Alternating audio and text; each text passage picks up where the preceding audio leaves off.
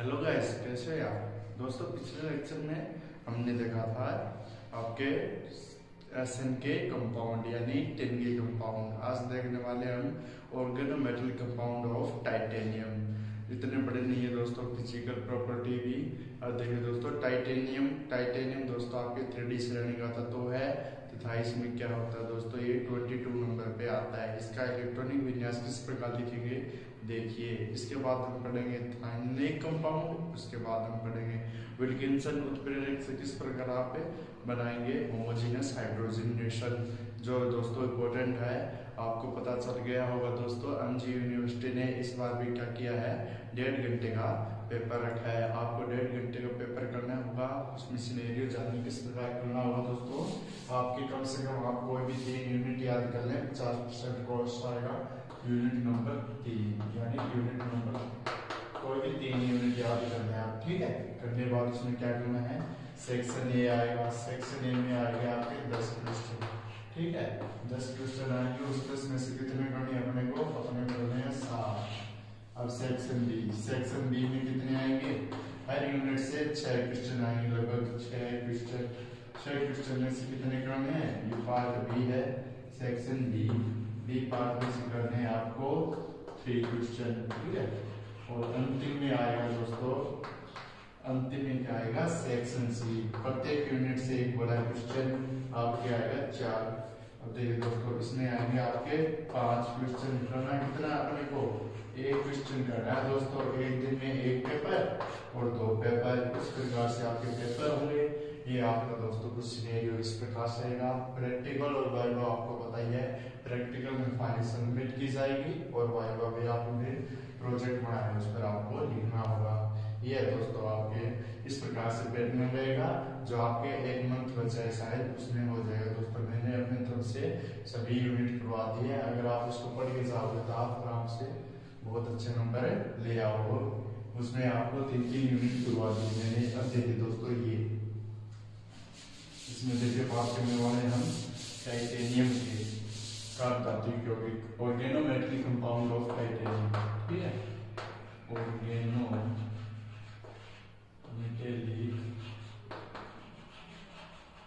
Compound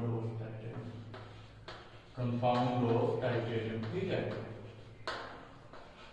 titanium के carb धातु यौगिक, इसमें देखिए दोस्तों, सबसे पहले ये क्या है दोस्तों, इसे जानना होगा। ये टाइटेनियम A22 क्या आता है, इसका इलेक्ट्रॉन कॉन्फ़िगरेशन 3d2 4s2, इस प्रकार से इसका इलेक्ट्रॉन कॉन्फ़िगरेशन लिखा जाएगा। आर्गन 3d2 4s2 3d श्रेणी का एलिमेंट है, 22 नंबर पे आता है।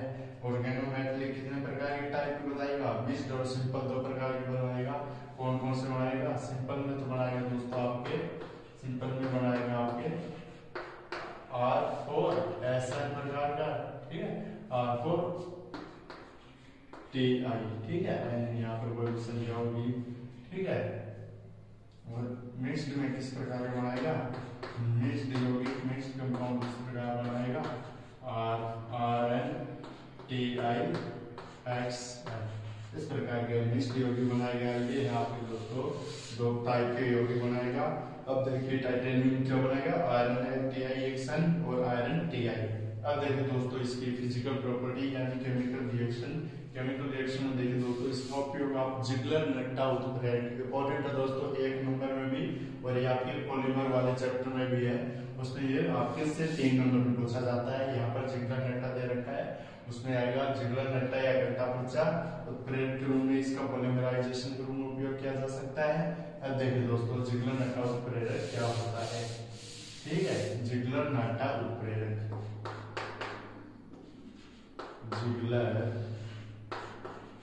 नाटा कैटालिस्ट, जिगलर नाटा कैटालिस्ट क्या होता है, देखिए आप यहाँ पर जिगलर नाटा कैटालिस्ट किसे बोलेंगे, जिगलर नाटा कैटालिस्ट उससे बोलेंगे। देखिए दोस्तों, TI इसमें होता है क्लोरीन की 4 मोल प्लस, मैं लिख देता हूँ C2H5, इसके कितने मोल, C2H5 3 मोल इसके एल्यूमिनियम। इसे बोलूंगा दोस्तों, नामकरण करवा रखा है आपको ट्राई इथाइल ट्राईइथाइल एल्यूमिनियम, ठीक है, ट्राईइथाइल एल्यूमिनियम है ये, ट्राईइथाइल एल्यूमिनियम। और इससे क्या कहेंगे, ट्राईइथाइल एल्यूमिनियम इसे कहेंगे triethyl aluminium tetrachloride, titanium tetrachloride. Titanium पहले धातु का नाम लिखेंगे क्योंकि इसमें क्या है, इनऑर्गेनिक ग्रुप का बाद में, टाइटेनियम टेट्राक्लोराइड, ठीक है। इस प्रकार से नामकरण होगा इसका। अब क्या करेंगे, इसकी रिएक्शन करवा दें। इसकी रिएक्शन करवाने के बाद क्या होगा, हमारे पास कुछ ऐसा सिनेरियो देखने को मिलेगा। देखिए दोस्तों, किस प्रकार का सिनेरियो देखने को मिलेगा। यहाँ पर Ti है, Ti के कितने मोल, TiCl3 एक मोल इसके साथ जुड़ जाएगा, TiC2H5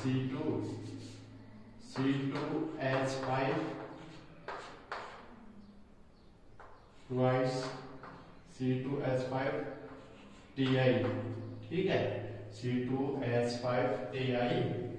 और यहाँ पर बन जाएगा Cl3, और यहाँ पर क्या बन जाएगा, एल्यूमिनियम C2H5, और यहाँ पर बन जाएगा एल्यूमिनियम ट्वाइस एल्यूमिनियम। इसे क्या बोलेंगे, इसे बोलेंगे, दो मोल थे, एक मोल आ गया तो टेट्राक्लोराइड, इसे बोलेंगे इथाइल टाइटेनियम टेट्राक्लोराइड। ये क्या है आपके जिगलर नट्टा, इथाइल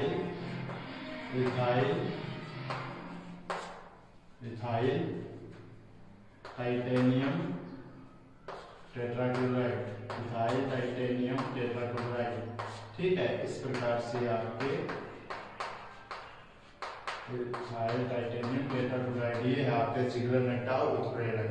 ये इसे भी आप जिगलर नट्टा उत्प्रेरक कह सकते हैं। जब TiCl4 की रिएक्शन मैं किससे करा दूं, ट्राईइथाइल एल्यूमिनियम के साथ करा दूं, तो ये आपके जिगलर नट्टा उत्प्रेरक। ये दोस्तों इसकी फर्स्ट रिएक्शन। सेकंड क्या होगी, इसका एथीन का बहुलीकरण भी किया जा सकता है। देखिए किस प्रकार किया जाएगा, नोट डाउन कर लिया होगा। देखिए एथीन का बहुलीकरण किस प्रकार किया जाएगा, एथीन ले लिया, CH2 डबल बॉन्ड CH2, ये एथीन, इसका बहुलीकरण करना है मेरे को। क्या लूंगा, फिर से जिगलर नट्टा उत्प्रेरक ले लूंगा, C2H5 एल्यूमिनियम, बहुलीकरण करना है, पॉलीमर बन जाएगा। पॉलीमर बनने के बाद क्या प्राप्त होगा, एथीन का डबल बॉन्ड सिंगल बॉन्ड में चेंज हो जाएगा, CH2 एल्केन बन जाएगा, ठीक है, एल्केन बन जाएगा, ठीक है। एल्कीन से क्या बना गया, एल्कीन बना लिया, एल्कीन से क्या बना लिया, एल्केन। इस प्रकार से ये होगी वाक्य समाप्त। एल्कीन से एल्केन इससे बनाया जा सकते हैं, यानी इसका क्या हो गया, पॉलीमराइजेशन, यानी बहुलीकरण हो गया। इस प्रकार से यौगिक बनाया गया, घटता अपचय की उपस्थिति में एल्कीन से एल्केन बन गया। अब देखिए दोस्तों, इसके बाद हमारे पास आता है इथाइलिक कंपाउंड, मेटल इथाइलिक कंपाउंड। बता रहा हूँ दोस्तों, मेटल इथाइलिक कंपाउंड। देखिए मेटल इथाइलिक कंपाउंड क्या होता है, जिसमें एक मेटल होगा और उसके साथ इथाइल जुड़े होंगे, यानी इथेन जुड़े होंगे, CH2 डबल बॉन्ड CH2, उसे हम बोलेंगे मेटल इथाइलिक कंपाउंड। इसमें होगा दोस्तों GC साल्ट। GCS साल्ट क्या होता है दोस्तों, देखिए K2PT और आपका होता है CO, यानी आप क्या कहेंगे, इसे बोलेंगे पोटेशियम टेट्राक्लोराइड प्लेटिनम फर्स्ट, वो होता है GS साल्ट। देखिए दोस्तों, GCS साल्ट, ठीक है, GCS साल्ट आता है इंपॉर्टेंट है दोस्तों, ये आ जाता है आपके GCS साल्ट, यानी GCS साल्ट की स्ट्रक्चर भी आ जाती है, ठीक है। इससे बोलेंगे GCS साल्ट क्या होता है, हमने लिया आपकी K2, यहाँ पर लिया PT और आपके Cl4, इसे क्या बोलेंगे, इसे बोलेंगे पोटेशियम बाहर है, दोस्तों नाम क्यों सिखा रखा है, पोटेशियम बाहर है, पोटेशियम, फिर इसके बाद कोई भी ग्रुप है उसको लेंगे पोटेशियम टेट्रा प्लेटिनम की टेट्राक्लोराइड, पोटेशियम टेट्राक्लोराइड। और जब ये क्या आएगा, प्लेटिनम का ऑक्सीडेशन अवस्था, प्लेटिनम ऑक्सीडेशन अवस्था 2 हो जाएगी दोस्तों, ये -2 -4 हो जाएगा, -1 होती है, ये 2 है, इधर जाएगा -1 +2, अब यहाँ पर क्या हो जाएगा सेकेंड। ठीक है, ये है आपके पोटेशियम टेट्राक्लोराइड। इसकी रिएक्शन मैंने किससे करवा दी, इसकी रिएक्शन मैं करवा देता हूँ। HCl की प्रेजेंस इसकी रिएक्शन करेगा एथीन, क्योंकि एथीन डालना है, इसे C2H5 C2H4 इथाइलिन। ठीक, इथाइलिन, यह इथाइलिन क्या कहेंगे इसे, जीशियस साल्ट की स्ट्रक्चर या इथाइलिन कॉम्प्लेक्स से, इथाइलिन कॉम्प्लेक्स ये metal ethylene complex, metal ethylene complex, metal ethylene complex है, मेटल इथाइलिन कॉम्प्लेक्स लिया। अब देखिए किस प्रकार का है मेटल इथाइलिन कॉम्प्लेक्स। अब क्या होगा, C2H4 इसके साथ कनेक्ट हो जाएगा और हमारे पास के और इसकी प्रेजेंस में कराएंगे हम ये रिएक्शन, HCl की प्रेजेंस में कराएंगे। H + Cl नेगेटिव, Cl किसके साथ भागेगा, Cl एक KCl के साथ भागेगा, KCl बाहर निकल जाएगा और हमारे पास क्या प्राप्त हो जाएगा, KPT, और आपके क्या जुड़ जाएगा यहाँ पर C2H5, KPT C2H5 और एक Cl3 बच गया। इसे क्या बोलेंगे, ये है आपके GCS, ये है GCS11। क्या है GCS11, एक नंबर में पूछा जा सकता है और 3 नंबर में इसकी स्ट्रक्चर आप टाइटेनियम इसमें पूछा जा सकता है। किस प्रकार का कंपाउंड है ये दोस्तों, आपके मेटल इथाइलिन कंपाउंड है, GCS साल्ट बन गया। पोटेशियम, इसे बोलेंगे पोटेशियम, ये पोटेशियम इथाइलिन ट्राइक्लोरोप्लेटिनम फाइस्ट, ये है दोस्तों आपके GCS साल्ट। यहाँ पर नामकरण लिख देता हूँ, पोटेशियम, नीचे नहीं दिखेगा, potassium ethylene, potassium ethyl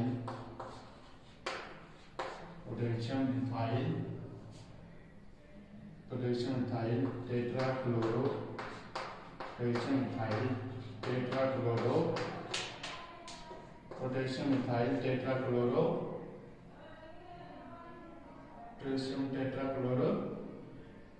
platinum plus. ठीक है, ये आपके GCS साल्ट, ये है GCS साल्ट। ये होगा दोस्तों आपके 1 नंबर का काम या 2 नंबर का काम। अब इसमें देखिए 3 नंबर में आया तो किस प्रकार करना है। अब इसकी स्ट्रक्चर आती है, ये उतार लीजिए स्ट्रक्चर। देखिए दोस्तों स्ट्रक्चर किस प्रकार से बनानी है इसकी, देखिए स्ट्रक्चर बनाने के लिए हम क्या करेंगे, स्ट्रक्चर बनानी है अपने को, ये आपकी स्ट्रक्चर बनानी है। पोटेशियम है आपकी इधर, ये मेटल है, मेटल से कितने हैं, 1 2 3 4 और ये 5, ये तो आपके है वैकेंट, ये है आपके फील्ड ऑर्बिटल है, ये फील्ड ऑर्बिटल है। ये GCS साल्ट स्ट्रक्चर है, किसकी संरचना है ये, GCS साल्ट की। ठीक है, यहाँ पे लिख देता हूँ GCS salt structure, GCS salt structure, ये आपके GCS साल्ट की संरचना इस प्रकार से। इसके पास वैकेंट ऑर्बिटल है, ये आपके यहाँ पर कार्बन है। ठीक है, यहाँ पर क्या है, कार्बन है, 2 आपके एथीन जोड़ना है, यहाँ पर ये एथीन और ये एथीन, यहाँ पर ये, यहाँ पर एक H ये रहा, एक H ये रहा, और यहाँ से जो एक बॉन्ड है मैं इसको दर्शा रहा हूँ इस प्रकार से। देखिए ये पाई बॉन्ड मान लीजिए, ये पाई बॉन्ड है, ये आपके CH। अब इसकी वैलेंसी पूरी हो गई। ठीक है, ये वैलेंसी पूरी हो गई, 2 ये रहे, 2 ये रहे। अभी यहाँ पर क्या है इसके आपके रिक्त ऑर्बिटल 1, इधर ये 1 और ये 2 और ये 2, इस प्रकार से इसकी साल्ट पूरी हो गई। अब देखिए क्या करेंगे, ये कार्बन धातु परमाणु ये अपने इलेक्ट्रॉन इसमें दान करेंगे, धातु के रिक्त कक्षक में दान करेंगे और क्या बॉन्ड बनाएंगे, सिग्मा। ठीक है, सिग्मा बॉन्ड बनाते हैं। कहेंगे क्या, जब कोई ऑर्गेनिक ग्रुप क्या करता है, अपने इलेक्ट्रॉन धातु के रिक्त कक्षक में दान करता है, और ये क्या करेंगे, अपने इलेक्ट्रॉन धातु अपने इलेक्ट्रॉन क्या करेंगे, कार्बन परमाणु के या एथीन के आपके रिक्त कक्षक के विपरीत बंधी कक्षक में दान करेगा। ये क्या है, ABMO, anti bonding molecular orbital. ठीक है, तो क्या करेंगे इसमें, क्या करेंगे, धातु अपने भरे हुए कक्षक से इलेक्ट्रॉन, धातु अपने भरे हुए कक्ष से इलेक्ट्रॉन कार्बन के विपरीत बंदी कक्ष में दान करता तथा पाई बॉन्ड बनाता है। और कहने का मतलब क्या हुआ, जो एथीन है ये कॉम्प्लेक्स है, इसमें क्या होता है सिग्मा तथा पाई दोनों बंद होते हैं। इसी कारण क्या होता है दोस्तों, स्थायी, यानी क्या होता है इसमें स्थायी होता है। ठीक है दोस्तों, ये स्थायी होता है। ये स्ट्रक्चर आपके जीसीएस साल्ट की, इसकी दोस्तों हम देखते तो कंडीशन क्या होगी जीसीएस साल्ट की। ये दोस्तों क्या होता है, इसकी आकृति क्या होती है, स्ट्रक्चर होती है दोस्तों इसकी स्क्वायर प्लेनर। ठीक है, स्क्वायर वर्गाकार समतलीय, वर्गाकार समतलीय होती है। किस प्रकार से होती है, स्ट्रक्चर होती है इसकी वर्गाकार समतलीय। इसे आप लिख लीजिए दोस्तों, यहाँ पर ऊपर बना देता हूँ मैं। वर्गाकार समतलीय किस प्रकार जुड़ता है जीसीएस से, हम देखिए दोस्तों, इसमें आपके क्या था, बीच में क्या था, पीटी था, पीटी आ गया और सीएल 3 सीएल 1 2 3 पीटी 3 सीएल और क्या जुड़ा आपके मेटल जुड़ा है, एथीन जुड़ा। ठीक है, एथीन जोड़ दे, सी जोड़ दे, H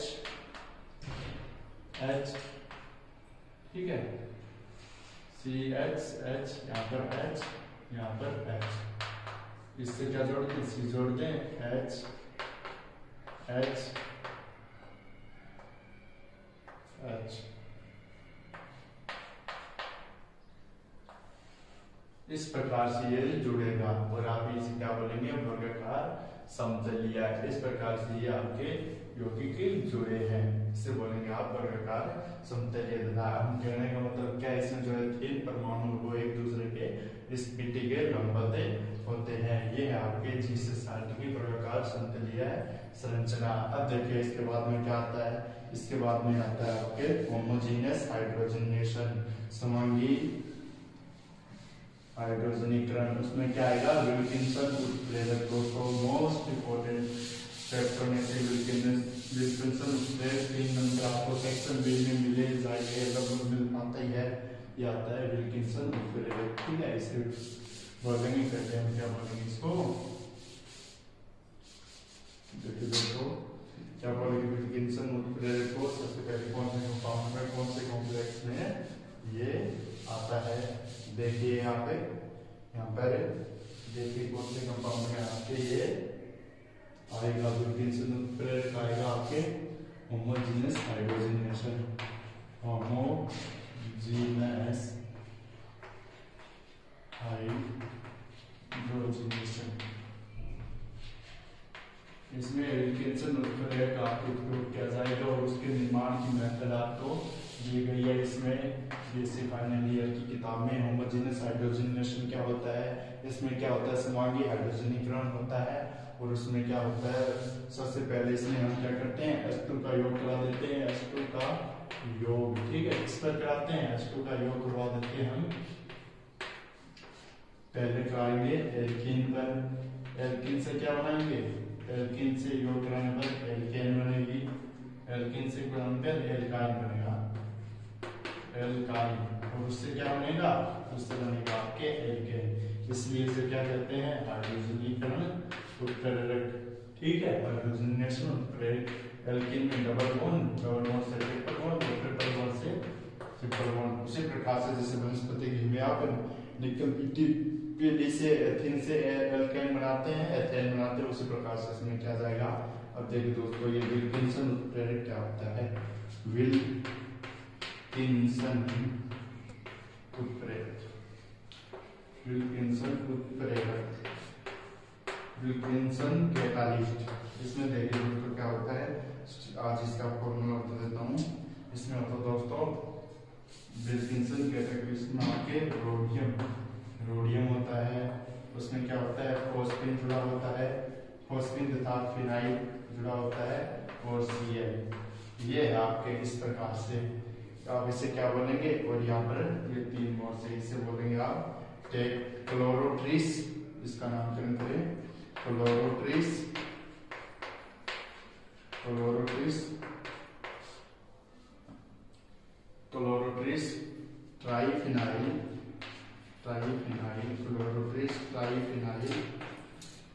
क्लोरोट्रिस triphenyl phosphine rhodium first. क्या बोलेंगे? Chlorotris triphenyl phosphine rhodium first.